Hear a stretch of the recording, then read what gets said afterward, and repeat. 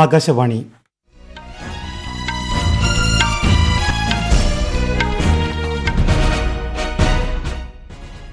നമസ്കാരം. വാർത്തകൾ വായിക്കുന്നത് അനിൽകുമാർ.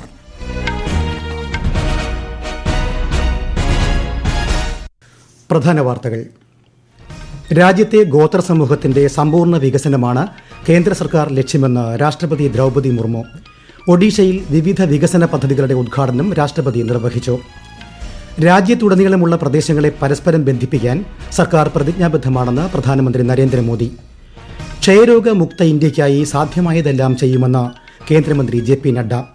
100 ദിവസം നീണ്ടുനിൽക്കുന്ന ക്ഷയരോഗ നിർമ്മാർജ്ജന യജ്ഞത്തിന് രാജ്യത്ത് തുടക്കമായി. ദാര നഗരത്തിന്റെ നിയന്ത്രണം സിറിയൻ സർക്കാരിന് നഷ്ടമായി. സിറിയയിലേക്കുള്ള എല്ലാ യാത്രകളും ഒഴിവാക്കണമെന്ന് ഇന്ത്യൻ പൗരന്മാരോട് കേന്ദ്ര സർക്കാർ. Archbishop Mar George Koovakad ഇന്ന് കർദിനാളായി ഉയർത്തപ്പെടും. ഫ്രാൻസിസ് മാർപ്പാപ്പയുടെ മുഖ്യ കാർമ്മികത്വത്തിലാണ് ചടങ്ങ്. ഏഷ്യ കപ്പ് ജൂനിയർ വനിതാ ഹോക്കിയിൽ ഇന്ത്യ നാളെ ബംഗ്ലാദേശിനെ നേരിടും.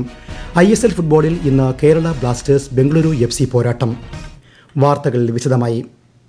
രാജ്യത്തെ ഗോത്ര സമൂഹത്തിന്റെ സമ്പൂർണ്ണ വികസനമാണ് കേന്ദ്ര സർക്കാരിന്റെ ലക്ഷ്യമെന്ന് രാഷ്ട്രപതി ദ്രൗപദി മുർമു. ഒഡീഷയിൽ വിവിധ പദ്ധതികളുടെ ഉദ്ഘാടനം നിർവഹിക്കുകയായിരുന്നു രാഷ്ട്രപതി. മയൂർഭഞ്ചിലെ ജനങ്ങളുടെ സ്വപ്നമായിരുന്നു പുതിയ റെയിൽവേ പാതയെന്നും പദ്ധതി സമയബന്ധിതമായി പൂർത്തീകരിക്കാൻ സാധിക്കുമെന്ന് പ്രതീക്ഷിക്കുന്നതായും രാഷ്ട്രപതി പറഞ്ഞു. പുതിയ റെയിൽപാതകൾ വികസിപ്പിക്കുന്നത് മേഖലയുടെ സാമ്പത്തിക വളർച്ചയെ ഉത്തേജിപ്പിക്കുകയും ജീവിത നിലവാരം മെച്ചപ്പെടുത്തുകയും ചെയ്യുമെന്നും രാഷ്ട്രപതി പറഞ്ഞു. ഒഡീഷ സന്ദർശനം പൂർത്തിയാക്കി രാഷ്ട്രപതി ഡൽഹിയിലേക്ക് തിരിച്ചു. വികസിത ഭാരതം എന്ന ലക്ഷ്യം സാക്ഷാത്കരിക്കുന്നതിനായി എല്ലാ മേഖലകളിലും യുവജന പങ്കാളിത്തം വർദ്ധിപ്പിക്കണമെന്ന് ഉപരാഷ്ട്രപതി ജഗദീപ് ധൻഖർ. ബീഹാറിലെ മഹാത്മാഗാന്ധി കേന്ദ്ര സർവകലാശാലയിൽ നടന്ന ബിരുദദാന ചടങ്ങിൽ സംസാരിക്കുകയായിരുന്നു അദ്ദേഹം. നിലവിലെ പ്രതിശീർഷ വരുമാനം 8 മടങ്ങ് വർദ്ധിപ്പിച്ചാൽ മാത്രമേ വികസിത രാജ്യം എന്ന ലക്ഷ്യം കൈവരിക്കാൻ കഴിയൂ എന്നും അദ്ദേഹം പറഞ്ഞു. രാജ്യത്തുടനീളമുള്ള പ്രദേശങ്ങളെ പരസ്പരം ബന്ധിപ്പിക്കാൻ സർക്കാർ പ്രതിജ്ഞാബദ്ധമാണെന്ന് പ്രധാനമന്ത്രി നരേന്ദ്രമോദി. ഡൽഹി മെട്രോയുടെ 4ാം ഘട്ടത്തിന് കീഴിലുള്ള റിത്താല കൊണ്ട്ലെ ഇടനാഴി യാഥാർത്ഥ്യമാക്കുന്നതിലൂടെ ഡൽഹി ഹരിയാന യാത്ര കൂടുതൽ സുഗമമാകുമെന്നും അദ്ദേഹം സമൂഹ മാധ്യമത്തിൽ കുറിച്ചു. സേവനത്തെ പ്രധാന ധർമ്മമായാണ് ഇന്ത്യൻ സംസ്കാരം കണക്കാക്കുന്നതെന്ന് പ്രധാനമന്ത്രി നരേന്ദ്രമോദി. BAPS സന്നദ്ധ പ്രവർത്തക സംഘത്തിന്റെ സുവർണ ജൂബിലി ആഘോഷങ്ങളെ വെർച്വലായി അഭിസംബോധന ചെയ്യുകയായിരുന്നു അദ്ദേഹം. യുക്രൈൻ യുദ്ധകാലത്ത് ഇന്ത്യക്കാരെ ഒഴിപ്പിക്കുന്നതിന് BAPS നടത്തിയ ശ്രമങ്ങളെ പ്രധാനമന്ത്രി അഭിനന്ദിച്ചു.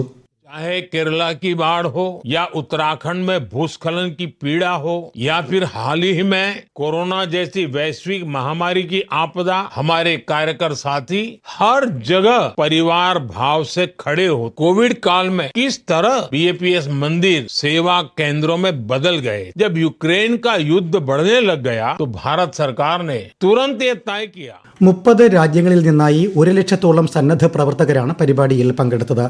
അഹമ്മദാബാദിലെ നരേന്ദ്രമോദി സ്റ്റേഡിയത്തിൽ നടന്ന BAPS കാര്യഗർ സുവർണ മഹോത്സവത്തിൽ കേന്ദ്ര ആഭ്യന്തരമന്ത്രി അമിത്ഷാ സംബന്ധിച്ചു. ഭരണഘടന വിഭാവനം ചെയ്യുന്ന ക്ഷേമരാഷ്ട്രമെന്ന കാഴ്ചപ്പാട് യാഥാർത്ഥ്യമാക്കിയതിന് കേന്ദ്ര സർക്കാരിനെ ആഭ്യന്തരമന്ത്രി അമിത്ഷാ പ്രശംസിച്ചു. അഹമ്മദാബാദിൽ ലോക് സേവാ ട്രസ്റ്റിന്റെ വാർഷിക ചടങ്ങിനെ അഭിസംബോധന ചെയ്യുകയായിരുന്നു അദ്ദേഹം. രാജ്യത്തിന്റെ സമഗ്ര വികസനമാണ് സർക്കാർ ലക്ഷ്യമിടുന്നതെന്നും അദ്ദേഹം പറഞ്ഞു. അഹമ്മദാബാദിൽ 70 കിടക്കകളുള്ള ഗ്ലോബൽ മൾട്ടി സ്പെഷ്യാലിറ്റി ആശുപത്രി ശ്രീ ഷാ ഉദ്ഘാടനം ചെയ്തു. വിദൂരമെന്ന് തോന്നുന്ന സംഘർഷങ്ങൾ പോലും ഇന്ത്യയുടെ സാമ്പത്തിക സുരക്ഷാ താൽപ്പര്യങ്ങളിൽ നേരിട്ട് സ്വാധീനം ചെലുത്തുന്നതായി വിദേശകാര്യമന്ത്രി S ജയശങ്കർ. ഖത്തറിൽ ശനിയാഴ്ച ആരംഭിച്ച ദോഹ ഫോറം 2024 പാനൽ ചർച്ചയിൽ പങ്കെടുക്കുകയായിരുന്നു അദ്ദേഹം. ഖത്തർ പ്രധാനമന്ത്രിയും നോർവേ വിദേശകാര്യമന്ത്രിയും ചടങ്ങിൽ സന്നിഹിതരായിരുന്നു. രാജ്യത്തിനു വേണ്ടി ജീവൻ ബലിയർപ്പിച്ച ധീര യോദ്ധാക്കളുടെ ധൈര്യത്തെയും പ്രതിബദ്ധതയെയും ഓർമ്മപ്പെടുത്താനുള്ള ദിനമാണ് സായുധ സേനാ പതാക ദിനമെന്ന് പ്രധാനമന്ത്രി നരേന്ദ്രമോദി.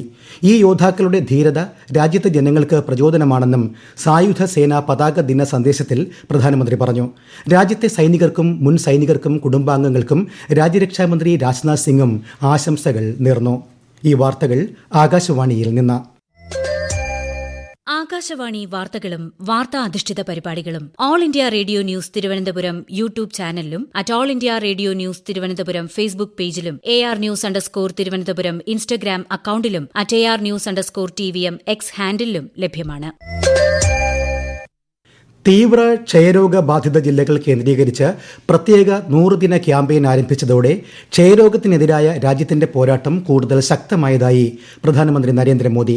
ജൻ ഭാഗീദാരി, പുതിയ മരുന്നുകൾ, സാങ്കേതികവിദ്യയുടെ ഉപയോഗം, മികച്ച രോഗനിർണയ ഉപകരണങ്ങൾ എന്നിവയിലൂടെ ഇന്ത്യ ക്ഷയരോഗത്തെ ബഹുമുഖമായി നേരിടുകയാണെന്നും സാമൂഹ്യ മാധ്യമ പോസ്റ്റിൽ അദ്ദേഹം പറഞ്ഞു. ക്ഷയരോഗമുക്ത ഇന്ത്യയ്ക്കായി സാധ്യമായതെല്ലാം ചെയ്യുമെന്ന് കേന്ദ്രമന്ത്രി JP നഡ്ഡ ഹരിയാനയിലെ പഞ്ച്കുലയിൽ ക്ഷയരോഗ മുക്ത ഭാരതത്തിനായുള്ള 100 ദിന പ്രചാരണ പരിപാടിക്ക് തുടക്കം കുറിച്ച് സംസാരിക്കുകയായിരുന്നു അദ്ദേഹം.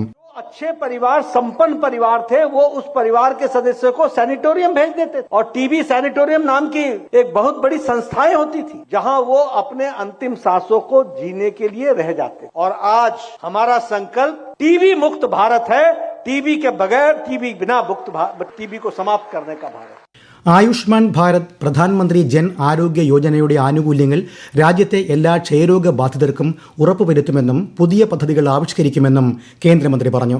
കേരളത്തിൽ ക്ഷയരോഗ മുക്തി ലക്ഷ്യമിട്ട് ആരോഗ്യവകുപ്പ് നടപ്പിലാക്കുന്ന 100 ദിന തീവ്രയജ്ഞ പരിപാടി മന്ത്രി വീണ ജോർജ് പത്തനംതിട്ടയിൽ ഉദ്ഘാടനം ചെയ്തു. ക്ഷയരോഗ മുക്ത കേരളത്തിനായി ഒരു ജനകീയ മുന്നേറ്റം എന്ന പേരിലാണ് പദ്ധതി നടപ്പാക്കുന്നത്. ദാര നഗരത്തിന്റെ നിയന്ത്രണം സിറിയൻ സർക്കാരിന് നഷ്ടമായി. തലസ്ഥാനമായ ഡമാസ്കസിൽ നിന്ന് ഏകദേശം 100 കിലോമീറ്റർ അകലെ സ്ഥിതി ചെയ്യുന്ന നഗരത്തിന്റെയും പ്രവിശ്യയുടെയും നിയന്ത്രണം 90% വിമതർ പിടിച്ചെടുത്തതായാണ് റിപ്പോർട്ട്. അതേസമയം ഇനിയൊരു അറിയിപ്പുണ്ടാകുന്നതുവരെ സിറിയയിലേക്കുള്ള എല്ലാ യാത്രകളും ഒഴിവാക്കണമെന്ന് ഇന്ത്യൻ പൗരന്മാരോട് കേന്ദ്ര സർക്കാർ നിർദ്ദേശിച്ചു. പുതിയ വിവരങ്ങൾ ലഭിക്കുന്നതിനായി ഡമാസ്കസിലെ ഇന്ത്യൻ എംബസിയുമായി ബന്ധപ്പെടാനും വിദേശകാര്യ മന്ത്രാലയം ആവശ്യപ്പെട്ടു. Archbishop Mar George Koovakad ഇന്ന് കർദിനാളായി ഉയർത്തപ്പെടും. ഇന്ത്യൻ സമയം രാത്രി 9 വത്തിക്കാനിലെ സെന്റ് പീറ്റേഴ്സ് ബസിലിക്കയിൽ ഫ്രാൻസിസ് മാർപ്പാപ്പയുടെ മുഖ്യ കാർമ്മികത്വത്തിലാണ് ചടങ്ങ് നടക്കുക. ഇന്ത്യൻ സഭാ ചരിത്രത്തിൽ ഇതാദ്യമായാണ് ഒരു വൈദികൻ നേരിട്ട് കർദിനാളാകുന്നത്. മറ്റ് 20 പേരും ഇന്ന് കർദിനാൾ പദവിയിലേക്ക് ഉയരും. കേന്ദ്ര സഹമന്ത്രി ജോർജ് കുര്യൻ, മുൻ കേന്ദ്രമന്ത്രി രാജീവ് ചന്ദ്രശേഖർ, കൊടിക്കുന്നിൽ സുരേഷ് MP തുടങ്ങിയവർ ഇന്ത്യയെ പ്രതിനിധീകരിച്ച് വത്തിക്കാനിലെത്തി. മസ്കറ്റിൽ നടക്കുന്ന ഏഷ്യ കപ്പ് ജൂനിയർ വനിതാ ഹോക്കിയിൽ ഇന്ത്യ നാളെ ബംഗ്ലാദേശിനെ നേരിടും. ഇന്ത്യയ്ക്കും ബംഗ്ലാദേശിനും പുറമെ പൂൾ എയിൽ ചൈന, മലേഷ്യ, തായ്ലൻഡ് എന്നീ രാജ്യങ്ങളാണുള്ളത്. ജ്യോതി സിംഗാണ് ഇന്ത്യൻ ടീമിനെ നയിക്കുക. ഈ മാസം 15-നാണ് ഫൈനൽ. ടൂർണമെന്റിലെ ആദ്യ 5 സ്ഥാനത്തെത്തുന്ന ടീമുകൾ അടുത്ത വർഷം നടക്കുന്ന ലോകകപ്പിന് യോഗ്യത നേടും. ISL ഫുട്ബോളിൽ ഇന്ന് കേരള ബ്ലാസ്റ്റേഴ്സ് ബംഗളൂരു FC പോരാട്ടം. ബംഗളൂരുവിലാണ് മത്സരം. 10 മത്സരങ്ങളിൽ നിന്ന് 11 പോയിന്റുമായി ബ്ലാസ്റ്റേഴ്സ് പോയിന്റ് പട്ടികയിൽ 10ാം സ്ഥാനത്താണ്.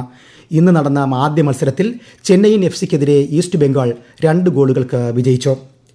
ബോർഡർ ഗാവസ്കർ ട്രോഫി 2ാം ക്രിക്കറ്റ് ടെസ്റ്റിന്റെ 2ാം ദിനം കളി അവസാനിക്കുമ്പോൾ ഓസ്ട്രേലിയക്കെതിരെ 2ാം ഇന്നിംഗ്സിൽ ഇന്ത്യ 5 വിക്കറ്റ് നഷ്ടത്തിൽ 128 റൺസ് എന്ന നിലയിൽ 28 റൺസുമായി ഋഷഭ് പന്തും 15 റൺസുമായി NK റെഡ്ഡിയുമാണ് ക്രീസിൽ. ഇന്ത്യയുടെ ആദ്യ ഇന്നിംഗ്സ് സ്കോറായ 180 റൺസിന് മറുപടിയായി ഓസ്ട്രേലിയ 337 റൺസ് നേടിയിരുന്നു. ഇന്ത്യയ്ക്കായി മുഹമ്മദ് സിറാജ്, ജസ്പ്രീത് ബുംറ എന്നിവർ 4 വിക്കറ്റ് വീതം നേടി. 140 റൺസ് നേടിയ ട്രാവിസ് ഹെഡാണ് ഓസ്ട്രേലിയൻ നിരയിലെ ടോപ്പ് സ്കോറർ. 2030 രാജ്യത്തെ ഇലക്ട്രിക് വാഹന വ്യവസായം 4 കോടിയോളം തൊഴിലവസരങ്ങൾ സൃഷ്ടിക്കുമെന്ന് കേന്ദ്രമന്ത്രി നിതിൻ ഗഡ്കരി. ലോകത്തിലെ 6% ലിഥിയം നിക്ഷേപവും ജമ്മുവിലാണ് എന്നതിനാൽ ഇലക്ട്രിക് വാഹനങ്ങളിൽ ഉപയോഗിക്കുന്ന ലിഥിയം അയൺ ബാറ്ററികൾ കുറഞ്ഞ വിലയിൽ ലഭ്യമാക്കാൻ കഴിയുമെന്നും ശ്രീ ഗഡ്കരി നാഗ്പൂരിൽ പറഞ്ഞു.